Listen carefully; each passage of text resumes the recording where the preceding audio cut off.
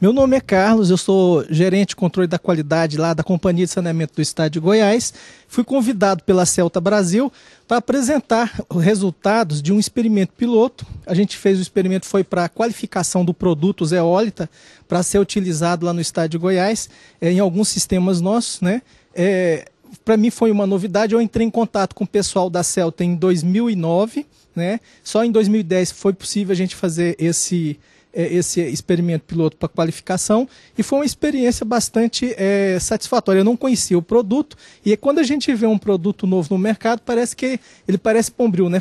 Tem 1001 utilidades. Mas é como a Ana falou, cada tecnologia que o mercado lança, ela vai servir, de certa forma, para resolver uma parte do problema.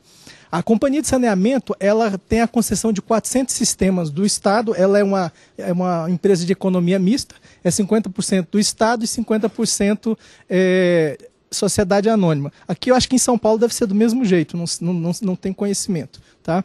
Esse trabalho ele foi realizado não na capital, em Goiânia, mas no município próximo, em Aparecida de Goiânia. Tá? O sistema, a população abastecida lá é de mais de 500 mil habitantes.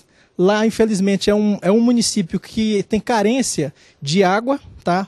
Tanto é que lá tem, como é que fala, o suprimento de água é complementado com mananciais subterrâneos. Lá tem 9 sistemas, são 3 superficiais e 6 subterrâneos. Tá? Sendo que o Independência Mansões é o que detém a maior capacidade de abastecimento dentre os mananciais subterrâneos.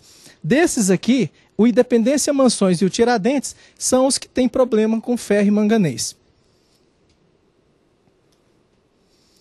Inicialmente, como nós fizemos esse experimento aqui, a gente testou também um complexante. Já que nós íamos fazer, a gente estava fazendo em paralelo. No caso da zeólita, que aqui está o filtro, nós utilizamos apenas 2 metros cúbicos por hora. Esse sistema ele tem capacidade para 250 metros cúbicos hora. No caso da partida, a gente testou em todo o volume. E no caso da zeólita, só foi no volume de 2 metros cúbicos, para a gente poder fazer essa avaliação piloto. A composição do filtro, o pessoal já viu aqui, foi aquela granulometria que varia de 0,4 até 8, tá? Sendo da mais fina para mais grossa, né? Vocês viram aqui na parte da manhã toda aquela explicação. O filtro foi um filtro bastante reduzido para a gente poder realizar o experimento. Aqui é só um detalhe dos dois processos, né? Aquela é uma pastilha de ortopolifosfato com cloro e o filtro, um detalhe do filtro de zeólita.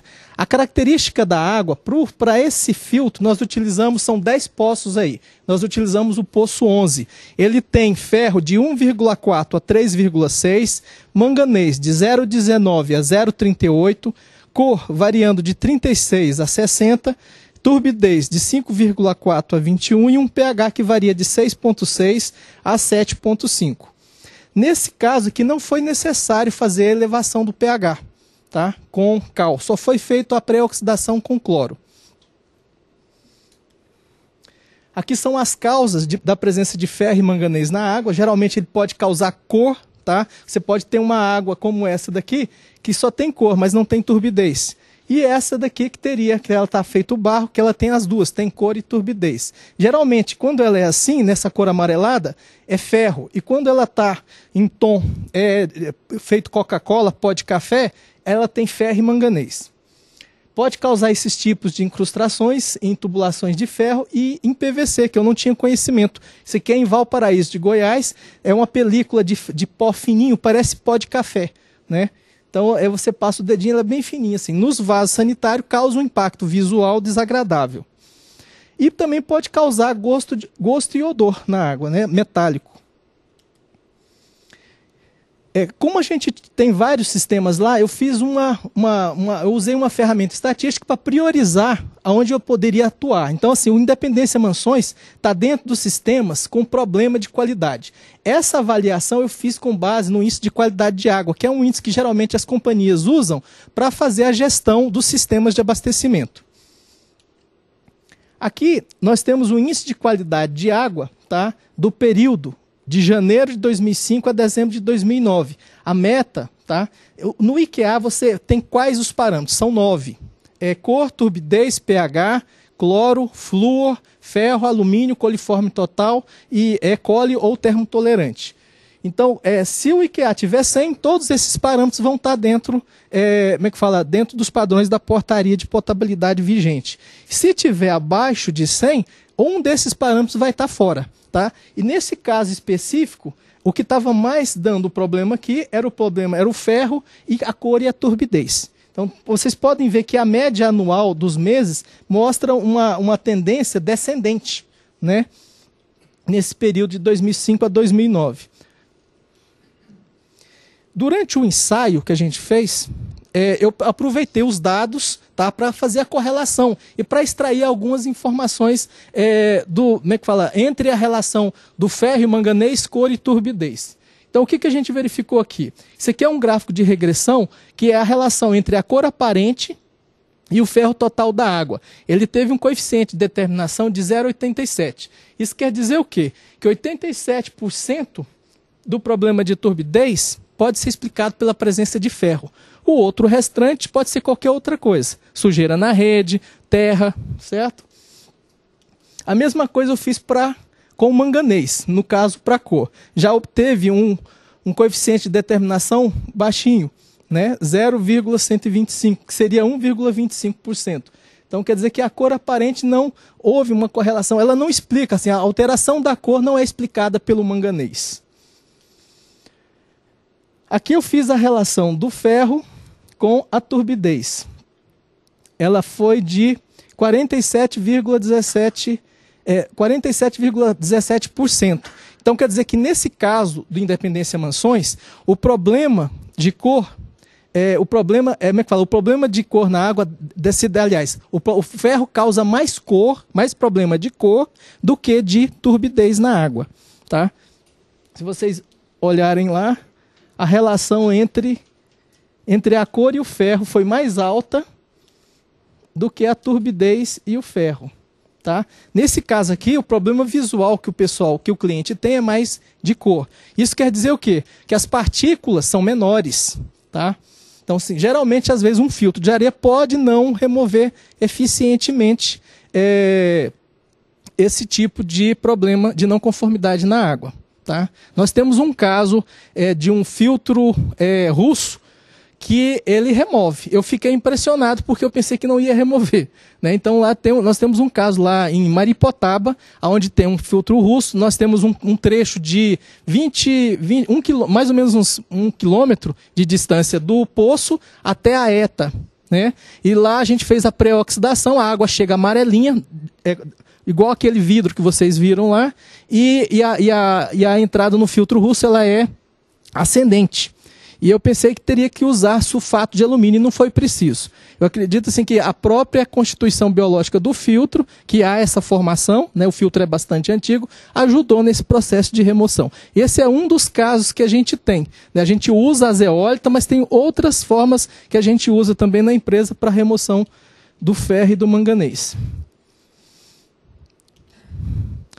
Aqui é mostrando a relação entre o nível de cor e o teor de ferro total acima de 0,3. Toda vez, de 34 amostras que eu analisei, 59% apresentou ferro maior que 0,3 quando a cor foi maior que 10. Essa informação é importante até mesmo para você avaliar um resultado, uma análise. Tá? Isso aqui pode se repetir em outros lugares? Pode. Basta você fazer essa relação. Tá? Geralmente, quando a cor é maior do que 10, em 59% dos casos, eu vou ter o teor de ferro acima disso aí, acima de 0,3, que é o valor prescrito pela atual portaria 2914 de potabilidade. Aqui foi com relação à turbidez. Tá? Para valores de turbidez maior que 2,8 estão relacionados à presença de ferro maior que 0,3. Então, o que eu verifiquei com esses dados? Durante o monitoramento, eu só não avaliei a eficiência, não. Eu também fiz essas relações, porque elas são importantes para até eu verificar se eu vou encontrar ou não ferro fora do padrão. Tá? Então, a mesma situação foi encontrada para turbidez. águas que têm turbidez acima de 2,8, geralmente, frequentemente, elas vão ter ferro acima de 0,3. Agora, cabe cada um, quer dizer, isso é aplicável aos meus sistemas, vocês podem usar isso como orientação, mas vocês vão ter outros números, tá? A primeira parte eu vou mostrar os resultados com o processo de complexação, para vocês verem a diferença de remoção. Todos aqui já ouviram falar no ortopolifosfato, sabe como é que utiliza ele? Né? Ele apenas complexa o ferro, mas não tira ele da água. Né? Então, aqui o que a gente observou com a utilização desse produto? Que houve uma redução... Vai só um pouquinho.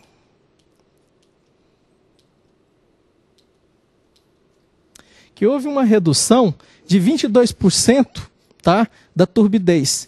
Aqui foi quando iniciou a dosagem. Aqui nós temos os dias, aqui o NTU. Foi iniciada em 24, né? Foi iniciada em 24, o período foi de 14/6 a 31/7, e a gente obteve esse pico aqui, que foi um problema operacional. Mas ele sempre, e essa linha vermelha seria o padrão na rede, essa outra linha, o padrão na saída do tratamento. Então, com o complexante, ele não atende os padrões na saída do tratamento, mas atende os padrões na rede. Tá?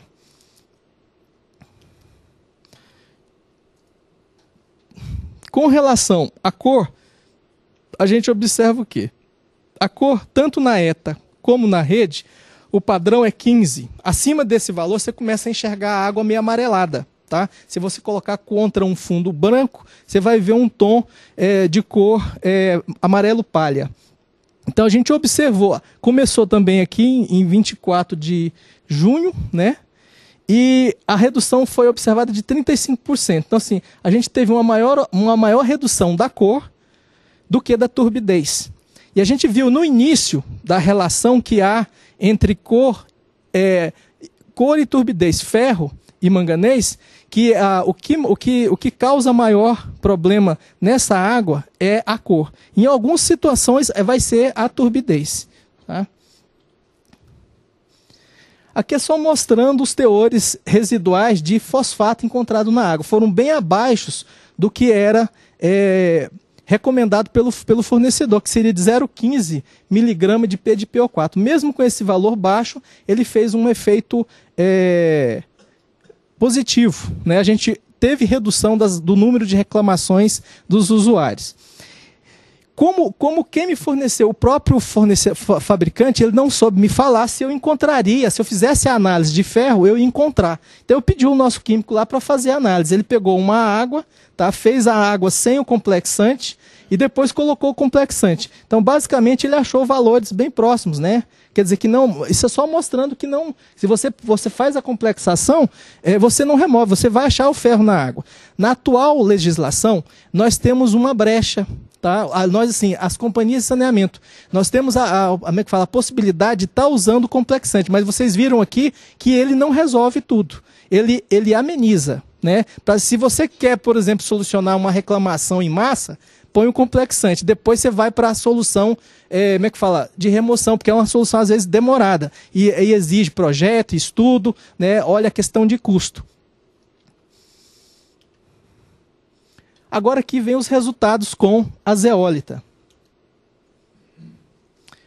Aqui nós temos um gráfico mostrando os valores de cor aparente antes, tá? No caso seria as colunas, e em linha a água, os valores de cor depois do tratamento com a zeólita. Aqui é o padrão.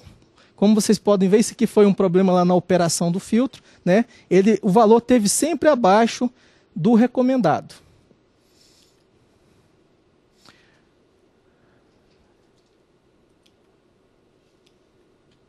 Aqui já é para turbidez. Nós temos aqui o padrão da ETA, aqui o padrão da rede.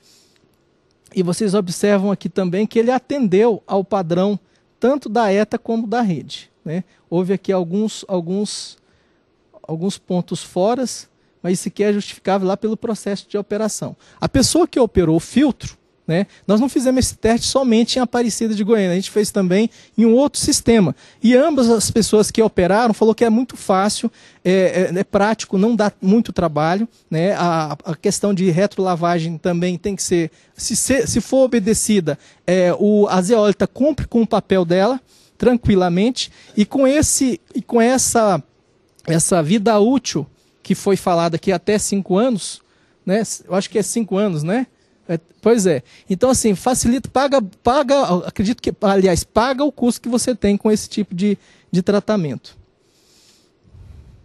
Aqui são os resultados de remoção. Aqui é o valor de ferro e manganês da água bruta. Aqui são os valores na água tratada de ferro e manganês. O percentual de remoção variou de 80% a 99,4%. Então, assim, é um produto que realmente cumpre para o que foi, como é que fala, fabricado, foi feito, né? Ele realmente é um produto que deve ser utilizado. Considerações finais.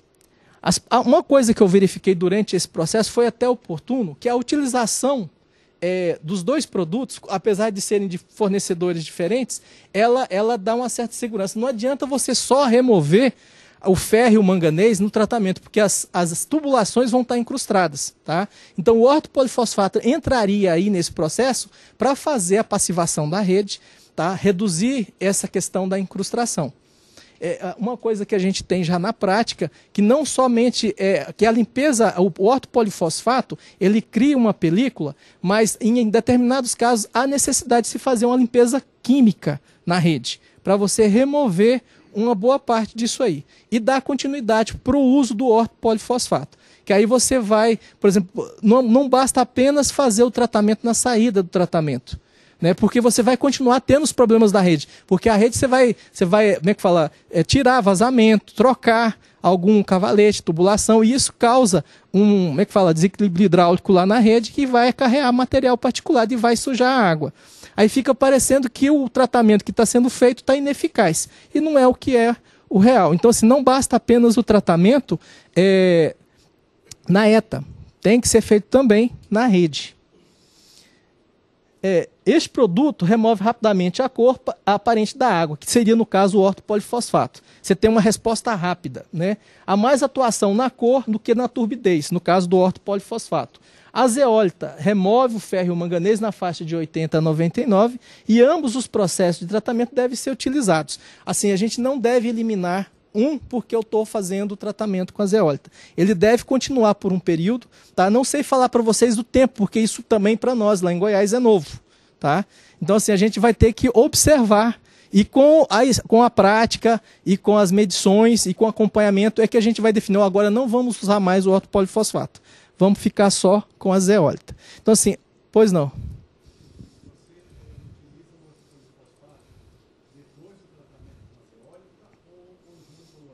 É depois. Isso. Exato, isso.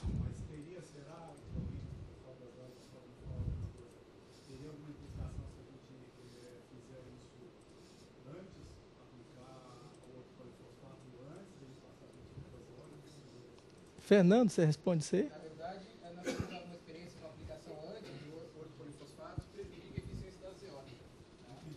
Nós tivemos uma experiência de aplicação do ortopolifosfato anterior ao filtro e prejudica a eficiência da zeólita. O ortopolifosfato ele não tem a característica de fazer uma neutralização do material que já está sedimentado na população? É como se fosse invernizar o material para ele não desagregar? Por isso que dificulta a absorção da zeólita. Porque ele é a mesma questão que a gente falou da matéria orgânica, né? Ele cria essa capa e aí a zeólita não observa isso para absorver na superfície.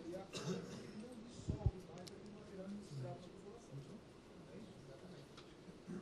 Então nós não recomendamos o uso do ortopolifosfato anteriormente ao filtro de zeólita. Tá? Isso eles aplicam isso posteriormente.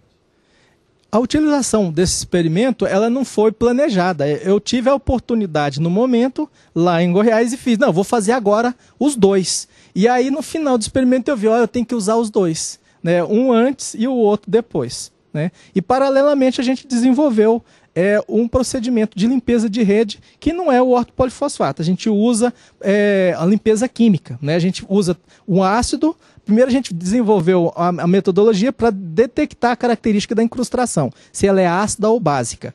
E depois a gente fez os testes e utiliza para fazer a limpeza carbonato de sódio e ácido clorídrico. E tem as concentrações que a gente definiu em laboratório. Então, isso ainda está em fase de acompanhamento. A gente está fazendo essas partes experimentais em Valparaíso de Goiás, né, para fazer essa limpeza, e tem obtido bom sucesso. O cliente vê a resposta imediata. Então, a gente fez uma pesquisa nas áreas que a gente fez a limpeza e foi 100% aprovado, né? O que eu tinha para falar, pessoal, era isso, né? Eu agradeço mais uma vez o convite, o pessoal do evento, tá? Parabenizo pelas apresentações. Assim a gente fica até frustrado, né, de ser o último, né? Depois de tantas apresentações tão brilhantes, né? Mas assim, eu falei com o pessoal da Celta que seria coisa rápida para mostrar a experiência que a gente teve, né? Então, assim, é um produto que está no mercado e que eu acredito assim, que pode ser bastante utilizado. Aí fica uma pergunta: será que a zeólita poderia também remover cianotoxina? Né? Porque isso é um problema que a gente tem nos efluentes de ETS, né? E também em reservatórios. O Guarapiranga, vocês têm problema com cianotoxina. Eu tive uma experiência numa indústria de bebidas. A água que eles usavam para captar estava com bastante água. Eu passei também na zeólita e Removeu. não removeu nos níveis que eu gostaria. Não sei se eu fiz também alguma coisa errada. Você passou ela bruta, sem colocar nenhum coagulante ou polímero? Reduzir assim, 70%. Talvez a zeólita conjugada com outro processo, ela pode dar um resultado bom, né? Então, acho assim, é promissor esse produto e a gente tem que explorar, né? Muito obrigado.